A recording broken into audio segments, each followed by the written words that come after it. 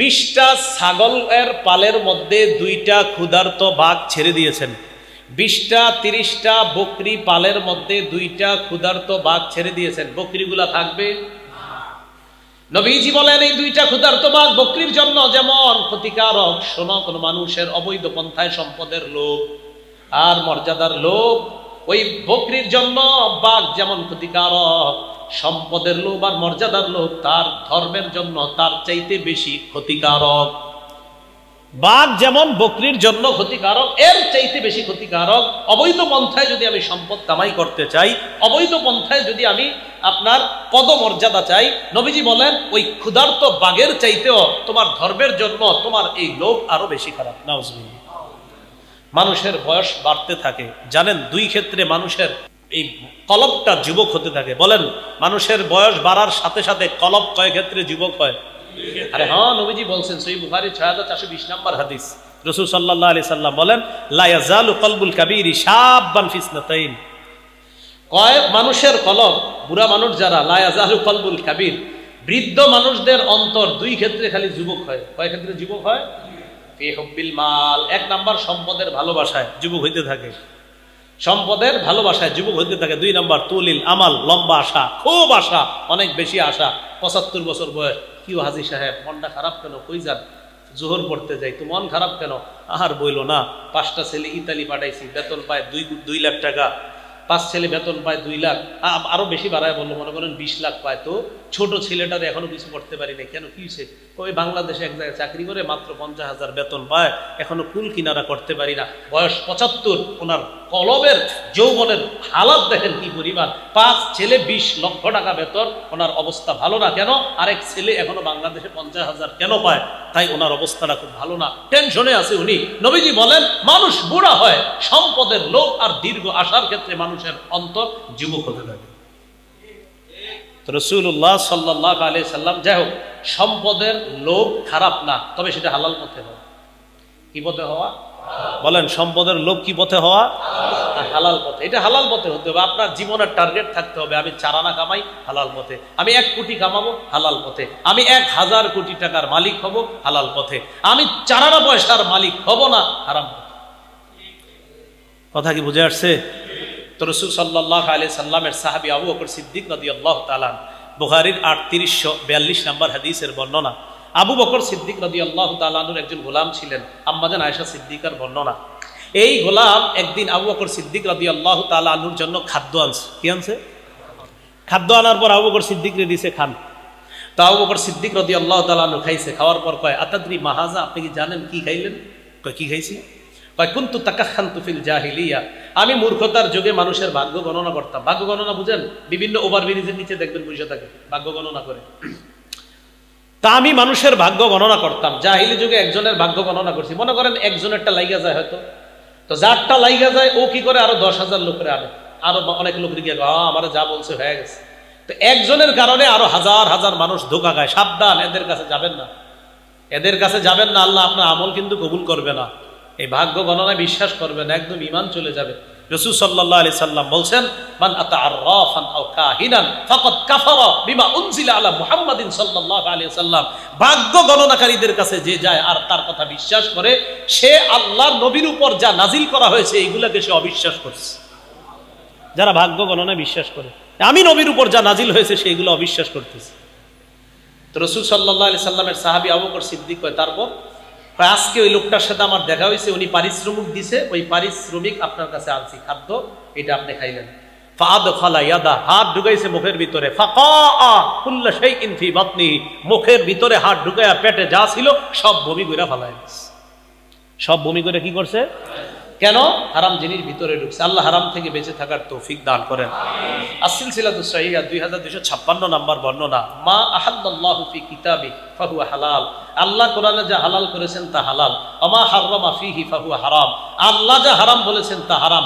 Label হাজারো লাগাইলে সুদ হারাম, কেউ যদি পিছনে লেখে কোরআনের সবগুলো আয়াত, অথবা সূরা বাকারার 275 নম্বর আয়াত পিছনে লেখলো আহাল্লাল্লাহুল বাইআ ওয়া হাররামার রিবা, আল্লাহ ব্যবসা হালাল করেছেন, সুদ হারাম করেছেন, লেবেল লাগায়ও যদি কেউ সুদ খায়, কোরআনের 6236টা আয়াত যদি লেখে, নবীজির লক্ষ লক্ষ হাদিস যদি লেখে, আর সুদই কারবার করে অফিসের মধ্যে, সুদ কিয়ামত পর্যন্ত হারাম, হাজারো লেবেল যদি কেউ লাগায়, লাগানোর পরেও সুদ হারাম হারাম, এটাকে বিভিন্ন নাম দিলে, ইন্টারেস্ট মুনাফা যদি হয় বাস্তবে সুদই কারবার, আর সুদের নাম যদি ইন্টারেস্ট হয়, সুদের নাম যদি মুনাফা হয়, সুদ সুদ এটার নাম যতই পরিবর্তন করা হয়।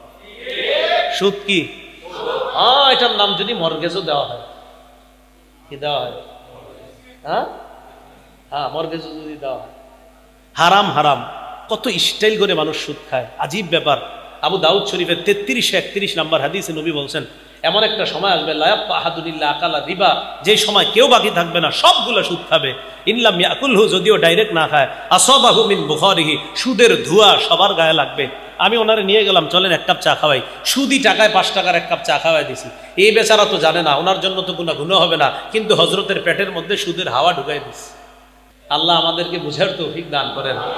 হারাম পন্থায় কোনো কিছু কামাই করা যাবে না, হারাম পন্থায় কোনো কিছু উপার্জন করা যাবে না। আল্লাহ যা হালাল করেছেন তা হালাল, আল্লাহ যা হারাম করেছেন তা হারাম। সহিহ বুখারী 5267 নম্বর হাদিসের বর্ণনা। নবীজি সাল্লাল্লাহু আলাইহি সাল্লামের বিবি আম্মাজান আয়েশা বলেন, রাসূল সাল্লাল্লাহু আলাইহি সাল্লাম কানা ইয়ামকুসু ইনদা যায়নাব ইবনাতি জাহাশ ওয়া ইয়াশরাবু ইনদাহা আসালা। নবীজি তার বিবি যায়নব রাদিয়াল্লাহু তাআলা আনহার কাছে অবস্থান করে আর মধু পান করে। তো আম্মাজানরা চাইতেন নবী আমার কাছে বেশি থাক, বরকতের বেশির জন্য। এরকম আম্মাজানদের মাঝে একটা ভালো কাজের প্রতিযোগিতা ছিল। তাওয়াসাইতু আনা ওয়া হাফসা আন্না আইয়াতানা দাখালা আলাইহা নবী সাল্লাল্লাহু আলাইহি সাল্লাম, আমি আর হাফসা সলা পরামর্শ করলাম, আমাদের যার কাছে নবী আগে আসবে, ফালতাকুল ইন্নী আজিদু মিনকা রিহা মাগাফির, বলবো যে আপনার মুখ থেকে মাগাফিরের গন্ধ পাই। আকালতা মাগাফির, আপনি কি মাগাফির খেয়েছেন? আরবের গন্ধযুক্ত একটা খাদ্যের নাম মাগাফির। ফাদাখালা আলা ইহদাহুমা, নবী দুই বিবির এক বিবির কাছে আসছে। ফাকালাত লাহু যালিকা, ওই বিবি বললেন, হুজুর আপনি কি মাগাফির খেয়েছেন? আপনার মুখ থেকে মাগাফিরের গন্ধ পাই। নবীজি বললেন, না আমি তো মাগাফির খাই নাই, ওয়ালাকিন শারিবতু আসালা, আমি মধুপান করছি। নবীজি বললেন, ঠিক আছে, মধু থেকে যেহেতু মাগাফিরের গন্ধ আসে, ফালান আউদালা, আজকের পরে আর মধু পান করবো না। মধু হালাল না হারাম? আরে মধু হালাল না হারাম? নবীজি বললেন, আজকের পরে আর মধু পান করবো না। আল্লাহ বললেন, ইয়া আইয়ুহান নাবিয়্যু লিমা তুহাদ্দিমু মা আহাল্লাল্লাহু লাক, হে নবী, আল্লাহ আপনার জন্য যা হালাল করেছেন আপনি কেন তা হারাম করবেন? সুবহানাল্লাহ, আল্লাহর হালাল, এটা হালাল, এটা হারাম করার অধিকার কারো নাই। এমনকি নবীজি সাল্লাল্লাহু আলাইহি সাল্লামকে আল্লাহ বললেন, আল্লাহ আপনার জন্য যা হালাল করেছেন, মধু এটা হালাল, এটা কেন আপনি নিজের জন্য হারাম করবেন? তো যে বিষয়টা আপনাদের সামনে বুঝাইতে চাইলাম, বলতে চাইলাম, আমরা সবাই হালাল পথে উপার্জন করব, হালাল পথে ব্যয় করব। বিশেষ করে আমরা হযরত বেলাল রাদিয়াল্লাহু তাআলা আনহু এই মাদ্রাসাটার জন্য দোয়া করব, মাদ্রাসাটার সবাই এই মাদ্রাসার জন্য দোয়া করব। আর জনাব হাজী রিপন সাহেবের একটা ছেলে, সেও মাদ্রাসায় পড়াশোনা করতেছে, আমরা সবাই দোয়া করব আল্লাহ যেন এই সন্তানটাকে বর্তমান যুগে আব্দুল্লাহ ইবনে মাসউদ রাদিয়াল্লাহু তাআলা আনহুর মতো ফকিহ মুহাদ্দিস মুফতি বানায়া দেয়। নবীজির সাহাবীদের মধ্যে যাদের ইলমের প্রতি আমার খুব দুর্বলতা আছে, তাদের মধ্যে অন্যতম আব্দুল্লাহ ইবনে মাসউদ রাদিয়াল্লাহু তাআলা। এজন্য ওই সাহাবীর মতো হওয়ার জন্য দোয়া করলাম, যেন আল্লাহ পাক রব্বুল আলামিন হাজী রিপন সাহেবের ছেলেটাকে এই যুগে আব্দুল্লাহ ইবনে মাসউদের মতো মুফতি মুহাদ্দিস ফকিহ বানায়া দেয়। আম্মাজান আয়েশা সিদ্দিকা রাদিয়াল্লাহু তাআলা আনহা বলেছিলেন নবীজিকে, হুজুর আপনি চলে যাওয়ার পর আমরা কার কাছে যাব ফতোয়ার জন্য? নবী বললেন, ফাইদা ইবনু মাসউদ, আরে আমি না থাকলে কি হবে, আব্দুল্লাহ ইবনে মাসউদ আছে না।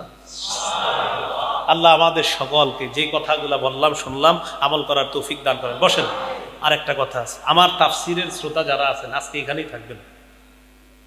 এশার পরে মুফতি দেলোয়ার সাহেব আলোচনা করবেন, জুনায়েদ সাহেব আলোচনা করবেন। আজকে আপনারা ওইদিকে যাওয়ার দরকার নাই, ওই দিকের শ্রোতারাই আজকে আলোচনা শুনুক, কি বলেন?